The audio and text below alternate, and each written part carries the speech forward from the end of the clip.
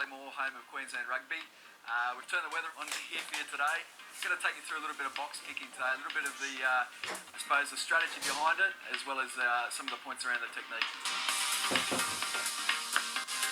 So guys, one of the main reasons we do box kicking is to really take a little bit of pressure off our 5'8" and also our fullback. It's a real string in the bow for a halfback to be able to put up a contestable kick, try and gain 20 or 30 metres and regather, and really get your forwards on the front foot to try and get that ball back, creating a pressure situation in the contest.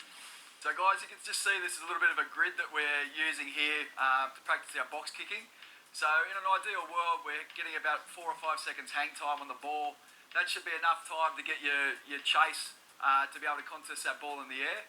And I'm just using Ben as my target here, is 20 metres away. So I'm using 10 metre line through to halfway through to the other 10 metre line. So my goal is to try to land it on Ben, get enough hang time to be able to get my kick chase to contest that ball and isolate that winger. The first part of the drill is probably what we term the pre-kick phase. So that's everything in the lead up to actually foot contact to the ball. So what I'm focusing on here is making sure my body shape is nice and square to the sideline. And my first step is about 45 degrees back. So the reason why I do that is I want to take myself out of that sort of charge down position, but I also don't want to be kicking around the ball too much with the risk of putting it into the sideline. The other thing I need to consider is when I take that 45 degree step, when I'm about to make contact with the ball, I want to keep my arm up, pointing to the opposition sideline, just to make sure that I don't over-rotate on the ball. I just want to keep myself nice and square to that opposition sideline before I make foot contact with the ball. That'll give us nice, consistent direction of where that ball flight's going to go, rather than that inconsistency of being able to hook it or push it into the open field. So guys, we've covered the reason why we do the box kick. Now I'm going to focus more on the technical aspects of the kick. So what I'm really trying to focus on here is to get a ball tilt of about 45 degrees back towards probably my try line.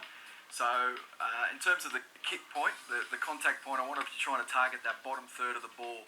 So if imagine that's my foot, making contact with a big part of that bottom third, that can generate a bit of direction with the ball and give me really good height on it.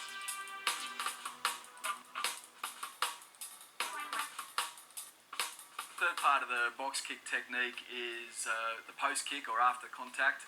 So as any good kicker will tell you, we're really trying to keep our head down through the kicking action. So we don't want to lift our head up. Any goal kicker will tell you, just for that consistency and approach, keeping your head down is really important. The other thing to focus on is making sure that we do keep that arm up until after we have kicked the ball, stay square to the opposition sideline, and make sure that we're not trying to over-rotate. So that'll reduce the likelihood of over-rotating with the kick.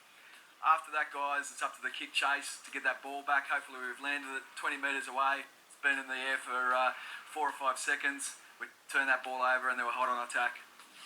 So guys, just a couple of other additions to think about outside of the actual box kicking, which will make it a lot easier for the halfback to get a good kick away. Firstly, I've got my forward here. Once that call's made that the box kick's on, I want someone here, in my case, protecting my right foot. So he just stands his ground. He gets in a position where he's covering that charge down. So that guy is coming through, he's protecting my right foot. Obviously, he can't move away from that position. He's got to hold his ground. If he moves either direction, he could get pinged for obstruction, but he's quite entitled to stand his ground there. Call's made, and I'll make that kick really difficult for the opposition to charge that down. The other thing to think about is just the positioning of where that blind winger is chasing the ball from.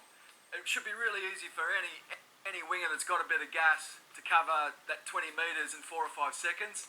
So there's no need for what we usually have is a winger, for a lot of young guys, their winger standing back, and that timing pressure for that 9 to get that ball away and not hitting it on the right mark. So it's really easy for him to stand flat-footed, come up to that point, obviously stay behind the kicker, recognise that I'm going to be taking a step back, and he just times his run off the contact of the ball. So he gets through, puts that kick chase on, nice and easy to put pressure on, get through onto that ball. Alright, so the kick's gone up. I'm the contesting winger chasing the ball through. Now Ben's caught the ball. In an ideal world, we want to keep that ball landing in the 5 metre channel to be able to isolate this winger as far away from his nearest support as possible, which is either going to be his forwards retreating or probably his fullback coming in to support him as his first man. What we don't want to do is get that ball too close to the touchline, Because if we get a situation where we're still in field, that ball can be contested in the air, still in a position where that winger can take that ball back. The kick's gone out on the full. So we still want to keep it a little bit in field, isolate this guy. Either best case scenario, win the contest in the air, or if he does receive the ball, we put real pressure on him, go past the ball, turn it over. So guys, that's a wrap on the strategy and the technique of box kicking. Obviously, as I said earlier, it's a great asset for any good nine to have in his arsenal, to be able to put that kick up and put a lot of pressure on opposition to get that ball back through a contest. So guys, it's like anything, get out there and practice, and that's the way